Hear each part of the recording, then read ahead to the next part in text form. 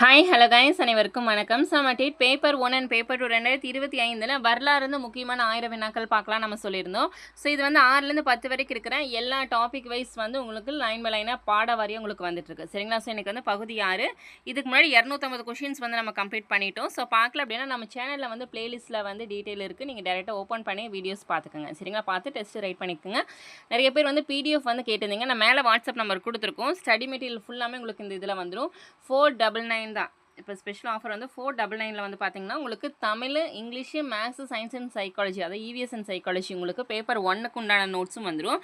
In case உங்களுக்கு paper 2 வேணும் அப்படின்னா பேப்பர் 2ல் எந்த சப்ஜெக்ட் உங்களுக்கு மேஜரோ தமிழ், இங்கிலீஷ், மேக்ஸ், சயின்ஸோ இல்லை சோசியல் சயின்ஸு வித் சைக்காலஜி உங்களுக்கு எந்த சப்ஜெக்ட் மேஜரோ நீங்கள் சொல்லி வாங்கிக்கலாம். ஸோ உங்களுக்கு செப்பரேட்டாக வெறும் 499க்கு உங்களுக்கு ப்ரீவியஸ் கொஷின் அண்ட் ஆன்சர்ஸும் உங்களுக்கு பேப்பர் 2 மேஜர் சப்ஜெக்ட்டோ இல்லை பேப்பர் 1 உங்களுக்கு எது வேணுமோ அதை நீங்கள் கேட்டு வாங்கிக்கலாம் சரிங்களா. லிமிட்டட் ஆஃபர் தான், வேணுங்கிறவங்க சொல்லுங்கள். ஸோ இன்றைக்கி 251வது கேள்வி பாருங்கள். முதல் சமண தீர்த்தங்கரான ரிஷபதேவரின் வாழ்க்கையை பற்றி கூறும் நூல் எது? முதல் சமண தீர்த்தங்கரான ரிஷபதேவரின் வாழ்க்கையை பற்றி கூறும் நூல் எது? ஆன்சர் ஆதி புராணம். ஆப்ஷன் டி ஆதி புராணம். 252வது கேள்வி. எல்லோராவில் எத்தனை குடைவரை கோவில்கள் அமைந்துள்ளனர்? எல்லோராவில் எத்தனை குடைவரை கோவில்கள் அமைந்துள்ளன? ஸோ எத்தனை கோவில்கள் இருக்குப்பா? ஆன்சர் 30 கோவில்கள் இருக்குது சரிங்களா. ஸோ எல்லோராவில் உள்ள கைலாசநாதர் கோவில் விமானத்தின் உயரம் என்ன? ஸோ இது ரொம்ப மஸ்ட்டாக கேட்குறாங்க சரிங்களா. எல்லோராவில் நிறையா குடைவரை கோவில்கள் இருக்குது. ஸோ எத்தனை இருக்குது? 30 இருக்குது.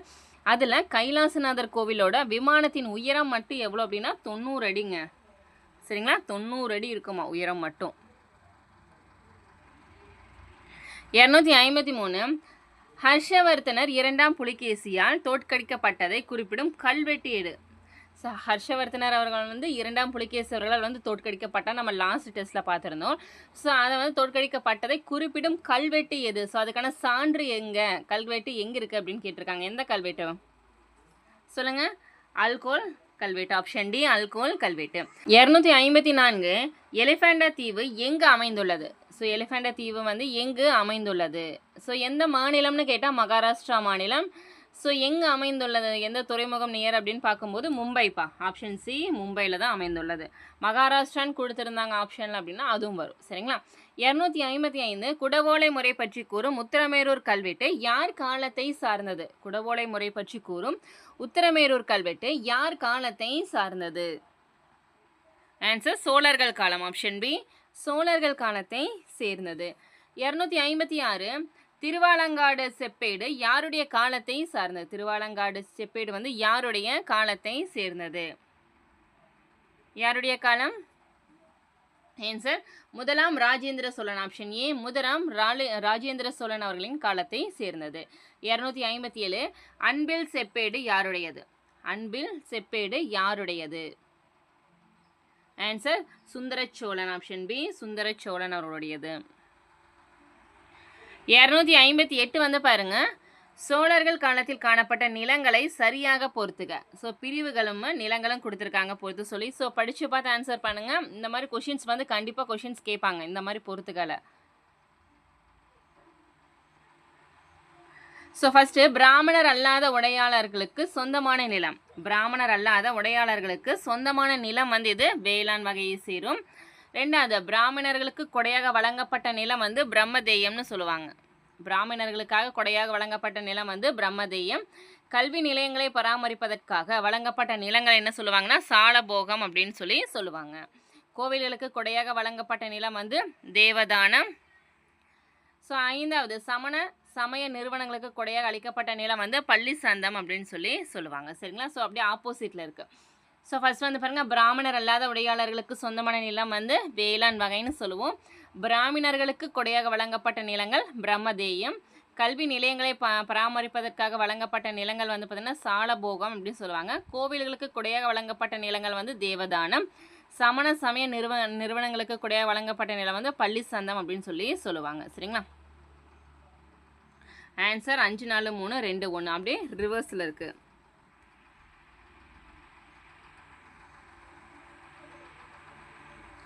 259 இடைக்காலத்தை சார்ந்த கோவில்களை இடங்களுடன் பொருத்துக. இடைக்காலத்தை சார்ந்த கோவில்களை இடங்களுடன் பொருத்துக. ஸோ ஃபர்ஸ்ட் வந்து இடங்கள் வந்து கொடுத்துருக்காங்க, கோவில்கள் கொடுத்துருக்காங்க பாருங்க. மத்திய பிரதேசம் கஜிராகோ, ராஜஸ்தான் தில்வாரா அபுகுன்று, ஒடிசா கோனார்க். கரெக்டா? ஸோ ஸ்ட்ரெயிட் கரெக்டாக தான் இருக்கும். மத்திய பிரதேசம் கஜிராகோ, ராஜஸ்தான் தில்வாரா அபுகுன்று கரெக்டு தான். ஒடிசா வந்து கோனார்க். ஸோ ஆன்சர் வந்து 1, 2, 3 தான். ஆப்ஷன் பி 1, 2, 3 தான் சரி. 260வது கேள்வி. முகமது கோரி காலத்தில் வெளியிடப்பட்ட தங்க நாணயத்தில் இடம்பெற்ற பெண் தெய்வம் எது? முகமது கோரி அவர்கள் காலத்தில் வந்து வெளியிடப்பட்ட தங்க நாணயத்தில் இடம்பெற்ற முதல் பெண் தெய்வம் எது? Answer Lakshmi. Option A Lakshmi அவர்கள். அடுத்து 261வது கேள்வி. டெல்லி சுல்தான்களின் காலகட்டத்தை அறிந்து கொள்ள பயன்படும் செப்பு நாணயம் எது? டெல்லி சுல்தான் அவர்களின் காலகட்டத்தை அறிந்து கொள்ள பயன்படும் செப்பு நாணயம் வந்து என்ன சொல்லுவோம்? ஜிட்டல்னு சொல்லுவோம். Option A jital. ஸோ அப்போ மற்ற ஆப்ஷன்ஸ் எல்லாம் என்னென்னு பார்த்தலாமா? பாயிண்ட் நோட் பண்ணிக்கோங்க. டங்கா என அழைக்கப்படும் வெள்ளி நாணயம்ப்பா. டங்கான என்னப்பா? வெள்ளி நாணயம். ஸோ இதை அறிமுகப்படுத்தியவர் யாருன்னா இல்துமிஸ் அவர்கள். சரிங்களா? ஒரு ஜிட்டல் என்பது எத்தனை குன்றிமணிகளை கொண்டதுன்னா 3.6 வெள்ளிகளை கொண்டது. சரிங்களா? ஒரு ஜிட்டல் அப்படின்னா எத்தனை குன்றிமணிகள் இருக்குன்னா 3.6 குன்றிமணிகள் இருக்கும். சரிங்களா? அதே வந்து 48 ஜிட்டல் அப்படிங்கிறதுனா எத்தனை வெள்ளிக்கு சமமாகும்? ஒரு வெள்ளிக்கு சமமாகும். சரிங்களா? ஒரு வெள்ளி அப்படிங்கிறது வந்து என்னென்னா 48 ஜிட்டல்கள். சரிங்களா? நோட் பண்ணிக்கோங்க. 262 பொறுத்துக்க நூல் மற்றும் ஆசிரியர்கள் கொடுத்துருக்காங்க. கம்பராமாயணம் யார்ப்பா? கம்பராமாயணம் வந்து கம்பர். பெரிய புராணம் வந்து சேக்கிலார் வருவாங்க. 4000 திவ்ய பிரபந்தத்தை படையங்க வந்து 12 ஆழ்வார்கள். தேவாரம் வந்து அப்பர், சம்பந்தர், சுந்தரர் 3 பேருமே வருவாங்க. திருவாசகம் வந்து மாணிக்க வாசகர். சரிங்களா? கம்பராமாயணம் வந்து கம்பர், பெரிய புராணம் சேக்கிலார், 4000 திவ்ய பிரபந்தம் 12 ஆழ்வார்கள், தேவாரம் வந்து அப்பர், சம்பந்தர், சுந்தரர், திருவாசகம் வந்து மாணிக்க வாசகர். சரிங்களா? ஸோ இதுக்கான ஆன்சர் என்னப்பா? ரிவர்ஸில் இருக்க 5, 4, 3, 2, 1 ஆப்ஷன் ஏ தான் சரி. அடுத்து இதோட முக்கியமான பாயிண்ட்ஸ் நோட் பண்ணிக்கோங்க. 4000 திவ்ய பிரபந்தத்தை தொகுத்தவர் யாருன்னு கூட கேட்கலாம். சரிங்களா? யாருன்னா நாதமுனி அவர்கள். அதே தேவாரத்தை தொகுத்தவர் யாருன்னா நம்பியாண்டார் நம்பி. சரிங்களா? 4000 திவ்ய பிரபந்தத்தை தொகுத்தவர் நாதமுனி, தேவாரத்தை தொகுத்தவர் வந்து நம்பியாண்டார் நம்பி. நோட் பண்ணிக்கோங்க. ஸோ அடுத்து 263வது கேள்வி. இலக்கிய நூல்களும் ஆசிரியர்களும் கொடுத்துருக்காங்க. சரிங்க? இலக்கிய நூல்கள் மற்றும் ஆசிரியர்கள். ஸோ பொறுத்துங்க.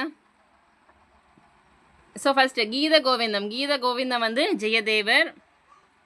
ஸோ மதுரா விஜயம் வந்து கங்காதேவி. அமுக்த மால்யாதா கிருஷ்ணதேவராயர். பிருத்திவிராஜ சராசோ வந்து சாந்த் பார்தை. சரிங்களா? ஸோ சரியா?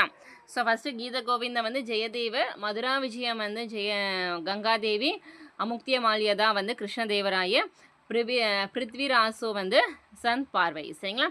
ஸோ இலக்கிய நூல்களும் மற்றும் ஆசிரியர்கள். ஸோ நோட் பண்ணிக்கோங்க. ஸோ இதுக்கான ஆன்சர் என்னப்பா? 2, 3, 4, 1 வருங்களா? ஆப்ஷன் எங்கே இருக்குது? ஃபஸ்ட்டு ஆப்ஷன்ப்பா. ஸோ இதில் முக்கியமான பாயிண்ட்ஸ் வந்து பாருங்கள். பிருத்திவிராஜ ராசோ அப்படிங்கிற இலக்கியம் வந்து யாரை பற்றி கூறும் அப்படின்னு கேட்டிருக்காங்க. ராஜபுத்திரர்களை பற்றி கூறுகிறது. சரிங்களா? ஸோ அடுத்தது ராஜதரங்கணி அப்படிங்கிற நூலை இயற்றியவர் யாருன்னா கல்ஹனர். சரிங்களா? நோட் பண்ணிக்கோங்க. ஸோ அடுத்து 264 பொறுத்துக்க நூல் மற்றும் ஆசிரியர்கள் கொடுத்துருக்காங்க. ஸோ ரொம்ப முக்கியம். இதெல்லாம் வந்து புக்கில் வந்து பார்த்திங்கன்னா பாக்ஸ் கொஷின்ஸில் செப்பரேட்டாக கொடுத்துருப்பாங்க. சரிங்களா? ஸோ பாக்ஸ் கொஷின்ஸ் வந்து பார்த்திங்க அப்படின்னா எனக்கு கண்டிப்பாக படிக்கணும். ஏன்னா உங்களுக்கு வந்து மேக்ஸ் வந்து ரொம்ப இம்பார்ட்டன்ட் டாப்பிக்கை இல்லை இம்பார்ட்டன்ட் பாயிண்ட்ஸை தான் வந்து பாக்ஸில் ஹைலைட் பண்ணி கலராக கொடுத்துருப்பாங்க. சரிங்களா? ஸோ அதுலேருந்து கொஷின்ஸ் அதிகமாக கேட்டுட்ருக்காங்க. ஸோ அதை கரெக்டாக ஃபாலோ பண்ணிக்கோங்க. இல்லை நம்மக்கிட்ட வந்து பிடிஎஃப் நீங்கள் வாங்கியிருந்தீங்க அப்படின்னா அதில் நாங்கள் டீட்டெயிலாக செப்பரேட்டாக உங்களுக்கு ஹிஸ்ட்ரி பாலிட்டின்னு தனித்தனியாகவே பாக்ஸ் கொஷின்ஸ் கொடுத்துருப்போம். சரிங்களா? உங்களுக்கு வேணும்னா மேலே வாட்ஸ்அப் நம்பர் கொடுத்துருக்கோம். டெக்ஸ்ட் பண்ணி கேட்டுட்டு நீங்களே பிடிஎஃப் கலெக்ட் பண்ணிக்கலாம். ஸோ இப்போ ஆஃபரில் வெறும் 499 நம்ம கொடுத்துட்ருக்கோம். வேணுங்கிறவங்க வாங்கிக்கோங்க. So first one Babur Nama என்னப்பா? பாபர் நாமா அப்படின்னா பாபரை பற்றி கூறும். அக்பர் நாமா அப்படின்னா அபுல் பாஷர். தாரிக் அக்பரினா நிஜாமுதீன் அகமத். ஸோ தசுக்கி பதானி அவர்கள். சரிங்களா? ஸோ அதாவது வந்து பேர்லேயே இருக்க ஆசிரியர்கள் யாருன்னு பாபர் நாமானா பாபர், அக்பர் நாமானா அபுல் பாசர், தாரிகி அக்பரினா நிசாமுதீன் அகமத், தாசுகி பதானி அப்படின்னா ஆசிரியர் யார்? பதானி அவர்கள். ஸோ ஆன்சர் வந்து 1 2 3 4பா. ஆப்ஷன் சிஏ தான் சரி. சரிங்களா? ஸோ ஸ்ட்ரெயிட்டாகவே தான் இருக்குது ஆன்சர். 265 முகமது கஜ்னியுடன் இந்தியாவிற்கு வந்த பெர்சிய அரசர் யார்? பெர்சிய அறிஞர் யார்? முகமது கஜ்னி அவர்களுடன் இந்தியாவிற்கு வந்த பெர்சிய அறிஞர் யார்? Answer Al Biruni. Option A Al Biruni. இந்த அல் பருனி அவர்கள் இந்தியாவில் வந்து எத்தனை ஆண்டுகள் தங்கியிருந்தார்னு கேட்டாங்கன்னா 10 ஆண்டுகள் தங்கியிருந்தார். யார்? இந்த பெர்சிய அறிஞர்கள் வந்து பார்த்தீங்க அப்படின்னா நம்ம இந்தியாவில் வந்து 10 ஆண்டுகள் வந்து தங்கியிருந்தார். இந்த அல் பருனி அவர்கள் எழுதிய நூல் வந்து எது அப்படின்னா தயூக்கி ஹிந்து. நோட் பண்ணிக்கோங்க. ஸோ இந்த இதெல்லாம் வந்து பொறுத்துகள் அதிகமாக கேட்குறாங்க. தகுயுக்கி ஹிந்து. 266 முகமது கஜ்னியின் சோமநாதபுர படையெடுப்பு நடைபெற்ற ஆண்டு. முகமது கஜ்னியின் சோமநாதபுர படையெடுப்பு நடைபெற்ற ஆண்டு வந்து எப்போ அப்படின்னா ஆன்சர் ஆப்ஷன் பி கிபி 1025. 267 பயண நூல், அதாவது ரிக்லான்னு சொல்லுவாங்க, அந்த நூல் வந்து எழுதியவர் யாருன்னு கேட்குறாங்க. பயண நூல் என்னும் ரிக்லா என்ற நூலை எழுதியவர் யார்? Ibn Battuta. Option A Ibn Battuta. 268 விஜயநகருக்கு வருகை புரிந்த அறிஞர்களை ஆண்டுகளுடன் பொறுத்துக. விஜயநகருக்கு வருகை புரிந்த அறிஞர்களை ஆண்டுகளுடன் பொறுத்துக. ஸோ பாருங்க, நிக்கோலோ கோண்டி வந்து பார்த்தீங்கன்னா 1420 தான்ப்பா. நிக்கோலோ கோண்டி 1420 தான். அப்துல் ரசாக் வந்து 1443. டோமிங்கோ பயஸ் 1522 தான். சரிங்களா? நிக்கோலோ கோண்டி 1420, அப்துல் ரசாக் வந்து 1443, டோமியங்கோபஸ் வந்து 1522. ஸோ இதுக்கான ஆன்சர் 1 2 3 தான். Option D. 269 சிந்து பகுதியை அரேபியர் கைப்பற்றிய ஆண்டு. ஆன்சர் கிபி 712ஆம் ஆண்டு. 270வது கேள்வி, முதல் திரையின் போர் நடைபெற்ற ஆண்டு எந்த வருஷம்ப்பா? ஆன்சர் 1191. அது இரண்டாம் திரையன் போர் வந்து நடைபெற்ற ஆண்டு வந்து பார்த்தீங்கன்னா 1192. அடுத்த வருஷமே இரண்டாம் திரையன் போர் வந்து ஆரம்பிச்சிருக்கு. சரிங்களா? 271 ராஜஸ்தானி பாணியிலான ஓவியங்கள் உள்ள பகுதியினை சரியாக பொறுத்துக்க. ராஜஸ்தானி பாணியிலான ஓவியங்களை வந்து சரியாக பொறுத்த சொல்லியிருக்காங்க. ஜெய்சால்மர் பிக்னேர் அண்ட் ஜோத்பூர் வந்து பார்த்தோம் அப்படின்னா ராஜஸ்தானில் இருக்குது. ஸோ அடுத்து வந்து மேவார் வந்து பார்த்தோம் அப்படின்னா உதயபூர், புரி வந்து ஹரியானா. சரிங்களா?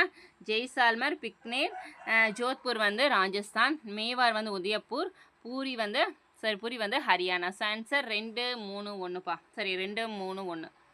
ஆப்ஷன் ஏ தான் வந்து சரி. ஸோ அடுத்து 272 வங்க பிரிவினை அறிவிக்கப்பட்ட ஆண்டு இது. ஆன்சர் 1905ஆம் ஆண்டு. 273 இந்து முஸ்லிம்களுக்கிடையே பிளவை ஏற்படுத்தி ஆங்கிலேயர் மேற்கொண்ட முயற்சிகளுக்கு எதிராக ரக்ஷாபந்தன் விழாவை தொடங்கியவர் யார்? இந்து முஸ்லிம்களுக்கிடையே பிளவை ஏற்படுத்தி ஆங்கிலேயர் மேற்கொண்ட முயற்சிகளுக்கு எதிராக ரக்ஷாபந்தன் விழாவை தொடங்கியவர் யார்? Answer Rabindranath Tagore. Option A Rabindranath Tagore அவர்கள். 274 இஸ்லாம் மதம் தோன்றிய இடம் வந்து எதுப்பா? ஸோ எந்த இடம்? Mecca. Option D Mecca. So முக்கியமான பாயிண்ட் நோட் பண்ணுங்கள். அதே வந்து தோன்றிய இடம் வந்து மெக்கா. இந்த இஸ்லாமை தோற்றுவித்தவர் யாருன்னு கேட்டாங்கன்னா முகமது நிபிகள். தோற்றுவித்தவர்கள் யார்? முகமது நிபிகள். 275 உமையது அரசின் படை தளபதியான முகமது பின் காசிம் சிந்துவின் மீது படையெடுத்த ஆண்டு எது? உமையது அரசின் படை தளபதியான முகமது பின் காசிம் சிந்துவின் மீது படையெடுத்த ஆண்டு எது? ஆன்சர் கிபி 712. கிபி 712. 276 இந்தியாவின் மீது படையெடுத்த முதல் முஸ்லீம் அரேபியர் யாருன்னு கேட்டிருக்காங்க. இந்தியாவின் மீது படையெடுத்த முதல் முஸ்லீம் யாருப்பா? ஆன்சர் முகமது பின் காசிம் அவர்கள். ஸோ இதில் முக்கிய பாயிண்ட் எடுத்துக்கங்க. முகமது பின் காசிம் அவர்கள் படையெடுப்பின் போது சிந்துவின் அரசராக இருந்தவர் யார்? இந்த சிந்துவின் மீது வந்து போர் தொடுத்தாரல்ல, ஸோ அப்போ வந்து அந்த அரசராக இருந்தவர் யாருன்னா தாஹீர் அவர்கள். யார்? தாஹீர். 277 முல்தானை தங்க நகரம் என்று அழைத்தவர் யார்? முல்தானை வந்து தங்க நகரம் என்று அழைத்தவர் யார்? ஆன்சர் முகமது பின் காசிம் அவர்கள். ஆப்ஷன் ஏ முகமது பின் காசிம் அவர்கள். ஸோ அதுக்கப்புறம் இந்த பாயிண்ட்ஸை நோட் பண்ணிக்கோங்க. முகமது கஜ்னி இந்தியாவின் மீது கடைசி படையெடுப்பு நடைபெற்ற ஆண்டு. முகமது கஜ்னி அவர்கள் இந்தியா மீது கடைசி படையெடுப்பு நடைபெற்ற ஆண்டு வந்து கிபி 1025. முகமது கஜ்னியால் தோற்கடிக்கப்பட்ட ஷாகி மரபை சேர்ந்த ஹிந்து அரசர் யாருன்னா ஜெயபாலர் அவர்கள். முகமது கஜ்னியால் தோற்கடிக்கப்பட்ட சாகி மரபை சேர்ந்த ஹிந்து அரசர் வந்து ஜெயபாலர். சாகி அரசர் ஜெயபாலரை முகமது கஜ்னி தோற்கடிக்கப்பட்ட ஆண்டு, ஸோ தோற்கடித்தார்னு சொல்லலை. ஸோ எந்த வருஷம்? 1001. நோட் பண்ணிக்கோங்க. ஜெயபாலருக்கு பின் வந்த ஷாகி அரசர் யாருப்பா அப்படின்னா ஆனந்தபாலர். ஜெயபாலருக்கு அப்புறம் வந்தவர் யாருன்னா ஆனந்தபாலர் அவர்கள். ஸோ அடுத்து 278 ஆனந்தபாலர் பெர்ஷாவிற்கு அருகேயுள்ள வைஹிந்த் என்னும் இடத்தில் முகமது கஜ்னியால் தோற்கடிக்கப்பட்ட ஆண்டு. ஸோ ஆனந்தபாலருமே வந்து தோற்கடிக்கப்பட்டார். யார்? வைஹிந்த் அவர்கள். வைஹிந்த் அப்படிங்கிற இடத்துல வந்து முகமது கஜ்னியால் வந்து அவருமே தோற்கடிச்சிட்டாங்க. யார்? முகமது கஜ்னி அவர்கள். ஸோ எந்த வருஷம் அப்படின்னு கேட்குறாங்க. அவர் 1001பா. ஸோ இவர் எந்த வருஷம்? Answer 1008. Option D 1008. 279 Muhammad Ghazni புனித நகரமான மதுராவை கொள்ளையடித்த ஆண்டு.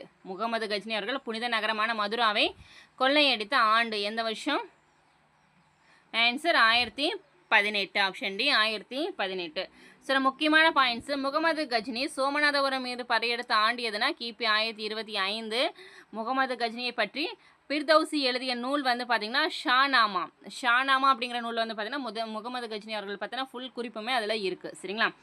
முகமது கோரி முல்தானை கைப்பற்றிய ஆண்டு வந்து கிபி 1175. முகமது கோரி பஞ்சாபை தாக்கி அதனை கைப்பற்றிய ஆண்டு வந்து கிபி 1186. ஸோ இந்த வருஷங்கள் நோட் பண்ணிக்கோங்க. எல்லாமே 1000க்கு மேலே. சரிங்களா? அடுத்தது 280 திரையேன் போர் வந்து நடைபெற்றதுன்னு சொன்னோம்ல. ஸோ அது யாருக்கு இடையில் நடைபெற்றதுப்பா? யார் யாருக்கு இடையில் வந்து நடைபெற்றது? ஸோ ஆன்சர் சவுகான்களும் அரேபியர்களுக்கு இடையே நடைபெற்ற போர் இது திரையேன் போர். ஸோ 281 சந்தாவார் போர். சந்தாவார் போர் நடைபெற்ற ஆண்டு இது. ஆன்சர் கிபி 1194ஆம் ஆண்டு. சில முக்கியமான பாயிண்ட்ஸ் வந்து பாருங்கள். சந்தாவார் போர் வந்து யாருக்கு இடையில் நடைபெற்றது அப்படின்னா ஜெயச்சந்திரா மற்றும் முகமது கோரிக்கு இடையில் நடைபெற்ற போது இது வந்துன்னா சந்தாவார் போர். சரிங்களா? அடுத்து 282 டெல்லியின் முதல் சுல்தான். டெல்லியின் முதல் சுல்தான் என பிரகடனப்படுத்தி கொண்டவர் யார்? ஆன்சர் குத்புதீன் ஐபக் அவர்கள் தான் வந்து டெல்லியின் முதல் சுல்தான் அப்படின்னு சொல்லுவாங்க.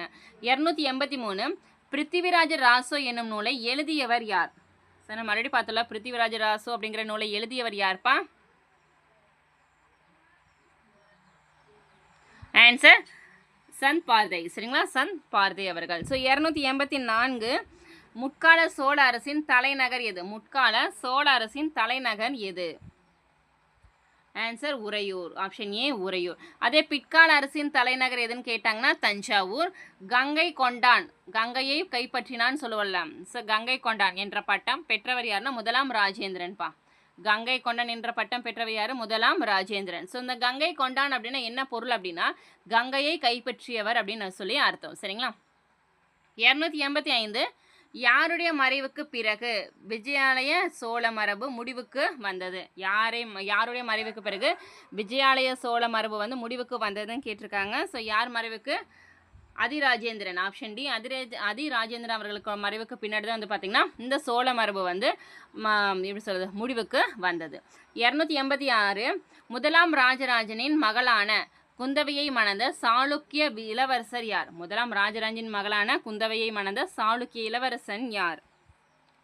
Answer Vimaladityan. Option A Vimaladityan. 287 Chola Chalukya மரபின் முதல் அரசர் யார்ப்பா? சோழ சாளுக்கிய மரபின் முதல் அரசர் யார்? ஆன்சர் முதலாம் குலோத்துங்கன். ஆப்ஷன் பி முதலாம் குலோத்துங்கன். 288 சோழர் காலத்தில் நிலவரி எவ்வாறு அழைக்கப்பட்டது? சோழர்கள் காலத்தில் நிலவரி எவ்வாறு அழைக்கப்பட்டது? ஆன்சர் காணிக்கடன். Option A காணிக்கடன். 289 சைவ திருமுறைகளை தொகுத்தவர் யார்? சைவ திருமுறைகளை தொகுத்தவர் யார்? ஆப்ஷன்ஸ் எல்லாம் பாருங்க. நம்பியாண்டார் நம்பி. ஆப்ஷன் டி நம்பியாண்டார் நம்பி அவர்கள். 290 சோழர் காலத்தில் உள்நாட்டு வணிகர்கள் எவ்வாறு அழைக்கப்பட்டனர்? சோழர்கள் காலத்தில் உள்நாட்டு வணிகர்களை வந்து எவ்வாறு அழைக்கப்பட்டனர்னு கேட்டிருக்காங்க. ஆன்சர் மணி கிராமத்தார். ஆப்ஷன் பி மணி கிராமத்தார். 291 பிற்கால பாண்டியர் காலத்தில் மங்களம் அல்லது சதுர்வேதி மங்கலம் என்பது என்ன? பிற்கால பாண்டியர் காலத்தில் மங்களம் அல்லது சதுர்வேதி மங்கலம் அப்படின்னா என்னப்பா? ஆன்சர் பிராமணர் குடியிருப்பு. பிராமணர் குடியிருப்பு என்ன சொல்லுவாங்கன்னா மங்கலம்னு சொல்லுவாங்க, இல்லைனா சதுர்வேதி மங்கலம் அப்படின்னு சொல்லுவாங்க அவங்க தங்கியிருக்கிற பகுதியை. 292 பிற்கால பாண்டியர் காலத்தின் நிர்வாக வரிசை முறைப்படுத்துக. ஸோ நிர்வாகத்தை வந்து வரிசை முறைப்படுத்த சொல்லியிருக்காங்க. ஸோ ஃபர்ஸ்ட்ல எதுப்பா வரும்? மண்டலம், வளநாடு, நாடு, கூற்றம். மண்டலம், வளநாடு, நாடு, கூற்றம். ஸோ 293 விஜயாலயன் வழி வந்த சோழ வம்சத்தின் கடைசி அரசர் யார்? விஜயாலயன் வழி வந்த சோழ வம்சத்தின் கடைசி அரசர் யாரு? அதிராஜேந்திரன். ஆப்ஷன் சி அதிராஜேந்திரன் அவர்கள். இது எல்லாமே வந்து பார்த்தீங்கன்னா உங்களுக்கு லெசன் வைஸ் எடுத்து லைன் பை லைன் கொஷின்ஸு ஆப்ஷன்ஸோட நம்ம கொடுத்துருக்கோம். ஆனால் நம்மக்கிட்ட பிடிஎஃப் வாங்கும்போது உங்களுக்கு டேரெக்டாக கொஷின் அண்ட் ஆன்சர்ஸ் மட்டும் தான் நம்ம ஹைலைட் பண்ணி கொடுத்துருப்போம். சரிங்களா? 294 வந்து பாருங்க, டெல்லி சுல்தான்களில் அடிமை வம்சத்தின் காலம் என்பது. டெல்லி சுல்தான்களில் அடிமை வம்சத்தின் காலம் என்பது கிபி 1206 1690. 295 அடிமை வம்சத்தின் மம்லுக் ஆட்சிக்கான அடிக்கலை நாட்டியவர் யார்? அடிமை வம்சத்தின் ஆட்சிக்கான அடிக்கலை நாட்டியவர் யார்? ஸோ அது என்ன சொல்லுவாங்கன்னா மம்லுக் அப்படின்னு சொல்லுவாங்க. அடிமை வம்சத்தை யார் இப்போ அடிக்கல் நாட்டினாங்க? ஆன்சர் குத்புதீன் ஐபக் அவர்கள். 296 மம்லுக் என்னும் அரேபிய சொல்லோட பொருள் என்னப்பா? மம்லுக்னா என்ன? நான் இப்போ சொன்னல மம்லுக் அப்படின்னா என்னப்பா? ஆன்சர் அடிமை. ஆப்ஷன் பி அடிமை. 297 லாக் பக்ஷ் என அழைக்கப்பட்ட குத்புதீன் ஐபக்கின் ஆட்சி காலம் என்ன? லாக் பக்ஷ் என அழைக்கப்பட்ட குத்புதீன் ஐபக்கோட ஆட்சி காலம் என்ன? ஆன்சர் ஆப்ஷன் ஏ கிபி 1206 முதல் 1210. 298 குத்புதீன் ஐபக் லாகூரிலிருந்து தனது தலைநகரை எங்கு மாற்றினார்? ஸோ இது ரொம்ப ரொம்ப முக்கியமான கேள்வி. குத்புதீன் ஐபக் அவர்கள் லாகூர்லேருந்து தனது தலைநகரை வந்து எங்கே மாற்றினார்? டெல்லி வரைக்கும். சரிங்களா? தலைநகரை வந்து லாகூர்லேருந்து டெல்லி மாற்றினாங்க. 299 குதுமினாருக்கு அடிக்கல் நாட்டியவர் யார்? குதுமினாருக்கு அடிக்கல் நாட்டியவர் யார்? ஆன்சர் குத்புதீன் ஐபக் அவர்கள் தான். ஸோ லாஸ்ட் ஒன், குதுமினாரை கட்டி முடித்தவர் யாருன்னு கேட்குறாங்கப்பா. குதுமினாரை வந்து அடிக்கல் நாட்டியவர் குத்புதீன் ஐபக்னு சொல்லிட்டோம். அதை கட்டி முடித்தவர் யார்? Answer Iltutmish. Option A Iltutmish அவர்கள். ஸோ இன்றைக்கான 50 வினாக்கள் வந்து பார்த்துட்டோம். ஸோ இதோட 300 கேள்விகள் வந்து நம்ம பார்த்து முடிச்சிட்டோம். சரிங்களா? ஸோ இதுக்கு முன்னாடி நடந்த டெஸ்ட் எதாவது வேணும்னா ப்ளேலிஸ்ட்டில் வந்து டேரெக்டாக எல்லா டெஸ்ட்டுமே இருக்குது, ஓப்பன் பண்ணி பார்த்துக்கோங்க. ஸோ இல்லை உங்களுக்கு வந்து இந்த மாதிரி ஸ்டடி மெட்டீரியல் உங்களுக்கு டேரெக்டாக ஒன்லைனர் கொஷின் அண்ட் ஆன்சர்ஸோ இல்லை பாக்ஸ் கொஷின்ஸ் வந்து உங்களுக்கு பிடிஎஃப் வேணும் அப்படின்னா மேலேயே நாங்கள் வாட்ஸ்அப் நம்பர் கொடுத்துருக்கோம். வெறும் 499 ஆஃபரில் ஃபுல் நோட்ஸுமே வந்து நம்ம கொடுத்துட்ருக்கோம். உங்களுக்கு வேணும் அப்படின்னா நீங்கள் டெக்ஸ்ட் பண்ணி டீட்டெயில் கேட்டுட்டு வாங்கிக்கலாம். So thank you.